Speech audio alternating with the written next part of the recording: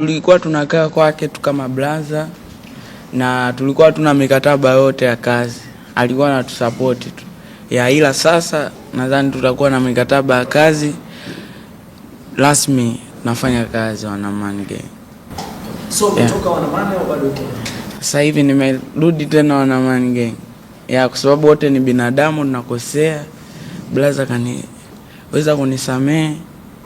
Nimerudi Wanamani Gang. Ilikuwaje? Yaani kwa nini ilikuwaje mpaka waje mitandaoni kutuandikia kwamba mimi sipo tena? Yaani kwamba mimi alikuwa fresh brother, ananipa hela za chakula, za kula, za kila mwezi nini. Ila zote zikakizi mahitaji ya nyumbani kwetu. Ananipa hela kukizi mahitaji yangu mimi, ila kwetu haiwezi kakizi. So ikanibidi nitoke, imradi tufanye sasa kazi kweli Wanamani. Lakini kwa namna ulivyoandika ulionyesha kama unateswa au kuna kitu unapitia. Mimi naitwa D Square. Mimi ndo meneja yake Sergeant. Okay. Tulikuwepo kwa anko pale. Sisi tunapenda kumuita anko. Tulikuwa kwa anko muda mrefu, lakini changamoto ile iko pale kwa tunashindwa kazi zetu kutoka kwa wakati. Muda mwingine inabidi si msanii ajipambanie mwenyewe kusaidia familia, umeona? Lakini kuna vitu vinakuwa vinaenda slow. Kwa hiyo sisi wenyewe pamoja na msanii tukaona kwa nini tusijaribu kufanya yenyewe, yani kwa nini tusifanye yenyewe, ndio tukaamua kuandika vile ili turudi tupambane wenyewe binafsi kwa uwezo wetu, sababu tunapokaa pale tunazidi kukaa kimya, tuachie nyimbo toka mazombi mpaka leo hii. Sasa tuliporudi, bahati nzuri tukakutana na mabrother zetu wakubwa ambao wapo kwenye muziki pia, wakatuweka chini, wakatushauri, tumewasikiliza vizuri, tukaona sio mbaya, kabidi tumtafute brother tukaongea naye, tukamwomba msamaha kila kitu, akasema basi sawa, mna shida ndugu zangu, tutaleka sawa. Lakini sisi pia tulichokiomba kwa inabidi tufanye kwa njia ya maandishi ili tuwe na imani kwa tunafanya muziki. Disquare, nakumbuka kipindi Sergeant pia anaenda kwa Chino. Chino alizungumza kwamba kuna akaunti zake kuna watu walikuwa wanazishikilia. Ambao walidai kiasi fulani ili waweze kuwarudishia kwa akaunti zenu. Ni wakina nani hawa wakati wewe ndio ulikuwa meneja wake sasa? By the way, kabla mimi sija meneja yake, maana mimi nilikuwa ni DJ wake. Msanii alikuwa anasimamiwa na watu wengine, umeona? Sasa yule mtu ambaye alikuwa anamsimamia huyo dogo, ilifika kipindi kuna mambo tu alitokea ambayo sintofahamu, jamaa akataka kuzengua, akanikabidhi mimi akaunti za Sergeant ya TikTok pamoja na Instagram. Ila hizo nyingine digital platform pamoja na YouTube kuna huo brother wao ndo alikuwa anazisimamia. Sasa nilichokifanya nilimcheki na nikamuomba kwa nazihitaji hizo account kwa sababu msanii sasa hivi niko naye mimi. Akaniambia sawa. Sasa ile sawa sisi kupambana kwa sababu mimi mwenyewe binafsi sina kazi. Kazi yangu mimi ni muziki. Kwa hiyo kwenye kupambana hapo kuna kiasi alikihitaji. Kadri tunavyozidi kupambana ndio mambo Mwenyezi Mungu alikuwa anazidi kutupa sisi heri ya kufanikiwa. Kwa hiyo Mwenyezi Mungu kasaidia, tumetoa ile salio, tumezidi kusogea. Blow akazidi kuongeza bei, umeona? Dakika mwisho nakuja tena kuambiwa kuna watu wengine wapo katika hilo swala ya nini la account wanasimamia, umeona? Kwa kuna mambo yanaendelea yani kama utapeli fulani. Sasa tukaona nikaongea na anko, ngambia anko jamaa mbona wanatuzungusha sana. Anko mwenyewe akasema kwa nini msifungua account mpya? Sergeant ni msanii mzuri, hata akifungua account leo account zinaweza zikakuwa chapu, umeona? Nikamwambia basi sawa bro, hamna shida. Kweli ndo kile kipindi ambacho ibidi tutoe nini ile nyimbo ya mapenzi basi, ndo jamaa alivyozingua ikabidi tusogeze tarehe mbele na tukafungua digital platform mpya na YouTube mpya, kila kitu. Okay, so ni ngoma ngapi zinachiliwa kuelezea, na ni kwa sababu hapa inaonekana imeandikwa kama ni double release, lakini mwingine anaweza kaisi labda inatoka kama EP ama vipi? Tuielezee ni ngoma ngapi, na huko ndani tunamwona Chino, na maana Chino pia amebless, na kwa hiyo sasa hivi mnafanya kazi kwa mkataba. Ni mkataba muda gani? Kuhusu mkataba utakuwa ni wa muda mrefu, alafu pia bado hatuja sign moja kwa moja kutokana siku hizi 2-3 ndio tuta sign moja kwa moja. Umeona, ila tupo kwenye process kutokana ni jana na juzi ndio tumediscuss haya maswala kwa tufanye kazi kisheria. Umeona, kwa hiyo kila kitu kitakuwa sawa. Okay, na kuhusu ngoma tunatoa ngoma 2, lakini hiyo nyingine inakuwa bonus track. Bonus track ni hiyo ngoma ambayo imeandikwa hapo, hiyo ya chini, I miss you. Hizo mbili zinaitwaje na kufanya na nani? Ni video, ni audio? Hiyo Mlegezo amefanya na Chino, fanya na Anko. Hiyo iko na video tayari kila kitu.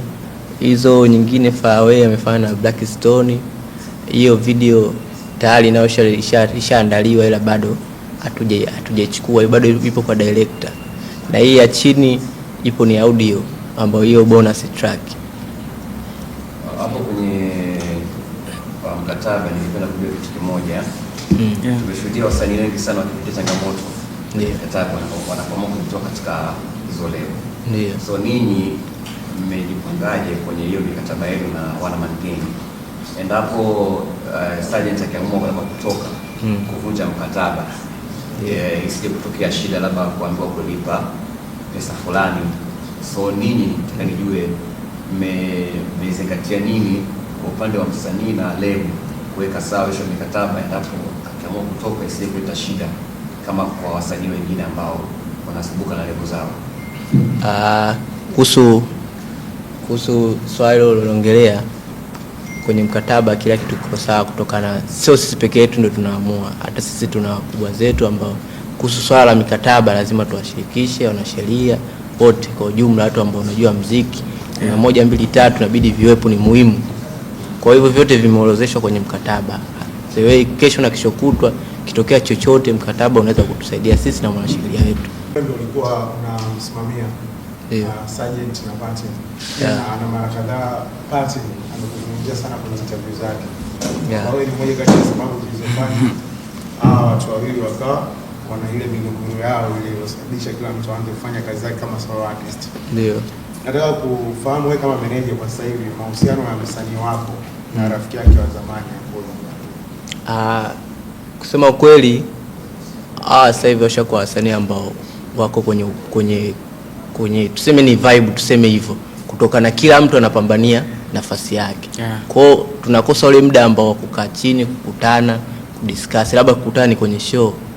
Vipi, poa, fresh anafanya show. Kutokana na wasanii sasa hivi huu anakuja tu muda wake wa kuperform, akifika ana perform, akishuka anaondoka. Kwa akishuka akutana naye vipi, fresh anaenda. The moment wakati nyimbo ya Mario inashutiwa hii video, nilimsikia Patin anasema hakuipenda set ambayo amekaa na Sergeant. Na by that time yeye anaitwa pale, hakuwa anajua kama Sergeant yuko. Ndio. Yeye alienda baada ya akaambiwa nenda pale kwenye set. Alipoenda kwenye set akamkuta Sergeant. Na yeye alikiri anasema ni kitu ambacho sikujisikia vizuri. Nilikataa, lakini kwa sababu ya heshima ya Mario niliamua kukubali. Nyie sasa kama uongozi mnafanya nini kuweka hichi kitu sawa? Bado watoto wadogo hizi chuki na nini, mnafanyaje ili kuondoa hiyo kitu? Kusema kwetu sisi hatuna chuki na mtu wote. Sisi ni watu ambao tumechagua kuishi maisha yetu. Hatuwezi kusema ati kwanza kumdiscuss mtu sio hivi na hivi, kwa sababu hata ile siku msanii anaitwa kwenda pale, Anko alimcheki mpaka anafika pale ajui chochote kama anaenda kushuti wala kufanya nini. Umeona? Kwa hiyo alipofika pale kaekwa kwenye seti, kaitwa msanii mwenzie, wamefika pale wanashuti. Kwa hiyo kudiscuss na eti sio hivi, kwa sababu unakuta pale mzee yupo, uwezo ukasema mimi siwezi kushuti au kufanyaje. Na unakuta huyu ni mtu ambaye cha kwanza sio muongeaji. Yaani yeye ni mtu ambaye mimi ni sawa, kwa sababu wakubwa zangu wapo, kama kitu kitakuwa tofauti wataongea. Kama hawataongea ujue kipo tofauti. Na ili nini wa Tanzania kama mwanzoni mliingia makubaliano midomo, mkaja mkasema mkurudishwa na utendaji wa pale wanamani, mkataka kutoka au mkatoka. Ndio. Sasa hivi mmerudi na ili nini wa Tanzania kwamba mmeridhika na mikataba na mtendelea kwa pale, na vitu gani vingine ambavyo mmefanyiwa ili mseme hapa kama ni vizuri ambavyo mnafanya mmeridhia nyinyi pale wanamani. Kwa sisi tulipoongea na Anko, kuna vitu ambavyo tulipendekeza katika mziki. Cha kwanza, msanii atoe nyimbo kama hivi, nyimbo dabo, ili Watanzania waweze kumsikiliza na wajue uwezo wake msanii. Kwa hiyo tumetanguliza nyimbo hizi 3. Nadhani kabla ya mwaka huu kuisha au mwaka kuja mwaka mwingine, tutaachia tena ngoma nyingine ambayo ni kubwa. Nimewahi kusikia kwamba licha kwamba mnafanya muziki wa singeli, lakini ukusanyi maisha yaliyotokea maskani ni maisha ya kupambana sana, sio maisha ambayo kwa watu China wanachokifanya ni kusupport kwa kubwa. Hilo anaweza kulielezea? Mimi kweli bro, mimi nimeishi na babu ya mamangu, alifariki kitambo, nipo mdogo sana. Kwa hiyo mimi mamangu mimi sijaishi naye kabisa. Nimeishi na babu, nimeishi na baba. Baba yangu sasa hivi hayupo hapa, kasafiri. Sawa, kumalizia na nyimbo ambazo zinapatikana wapi? Nyimbo nadhani kitoka zinapatikana kila sehemu. Yaani kila sehemu ambayo utaingia kuitafuta nyimbo yangu utaipata. Na